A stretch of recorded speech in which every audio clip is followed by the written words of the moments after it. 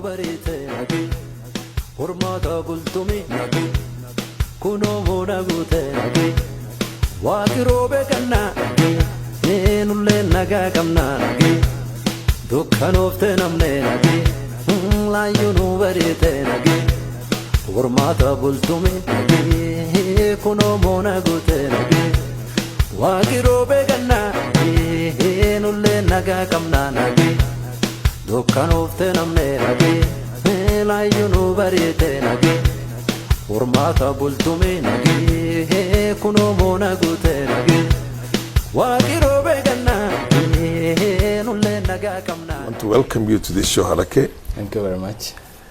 Before we go into the details of your mandate and what you've been able to achieve in the fight against corruption, I want you to give us a brief background of your own history, where you went to high school and how you ended up in the job, university, how you ended up in the job. Thank you very much, Honorable Father, and welcome. Thank you for giving me the opportunity to talk. Actually, the first one after I had exited the Eacc. Okay. Thanks also for accepting to. Yes. Yeah. I was born in Marsabit, on the slopes of Mount Marsabit, the area today referred to as Marsabit Centro, then referred to as Sagante, and slightly over 50 years ago. Yeah. And grown up there. Went to my primary schools, Marsabit Central there. Then proceeded to Marsabit Secondary School. Then the only high school in the area for my O-levels. And after that I proceeded to the neighboring district of Isiolo, where I went to Garbatula High School for A-level Form 5 and 6 studies, or the advanced level studies. And then proceeded to Kenyatta University to study education. And after that, I was prepared to teach and teach at high school or any other equivalent level. But I did not get the opportunity to teach, although I was given the job to teach. Those days it was easier to get a job. Just filled our forms with the TSC while still in college. And by the time you complete, we were posted to school. I was posted to Machakos. I didn't teach for so long, or even at all, because I got an opportunity to work with an NGO, an international NGO in Isiolo.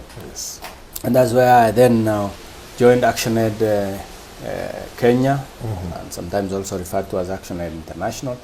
Worked in a district called Marti, then a division of Isiolo district, and settled in Isiolo, got married there, and started the life from there in that aspect. But my exposure to development work through the ActionAid work made it even better for me to become a global individual or personality. I worked in Isiolo and then came to Nairobi to work again here at national level, still development and advocacy work.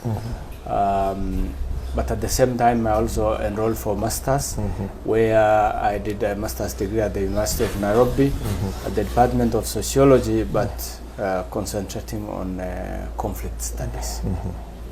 And while still working in Nairobi, I crossed over to Oxfam, GB, which gave me an opportunity to manage its peace building projects. I was actually running the national peace building program, which even culminated to setting up of some national projects with the government and the non-governmental institutions. But I moved out of the country with the same Oxfam to go and be the head of their programs in Rwanda.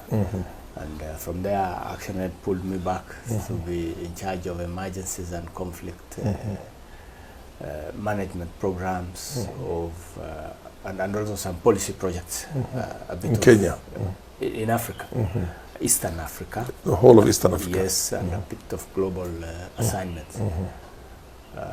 Then that gave me further opportunities of interacting with various other stakeholders like the UN, the IUCN, and the rest.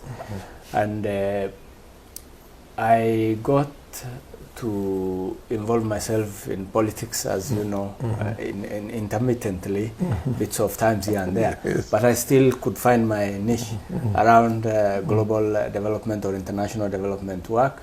And IUCN gave me a job to be a coordinator of a project based in Nairobi, but a global assignment. It's from there that I joined the National Cohesion and Integration Commission shortly after the crisis of 2008. And from there now, I served 4 years and moved to the Ethics and Anti-Corruption Commission, where I've just completed my term. Okay.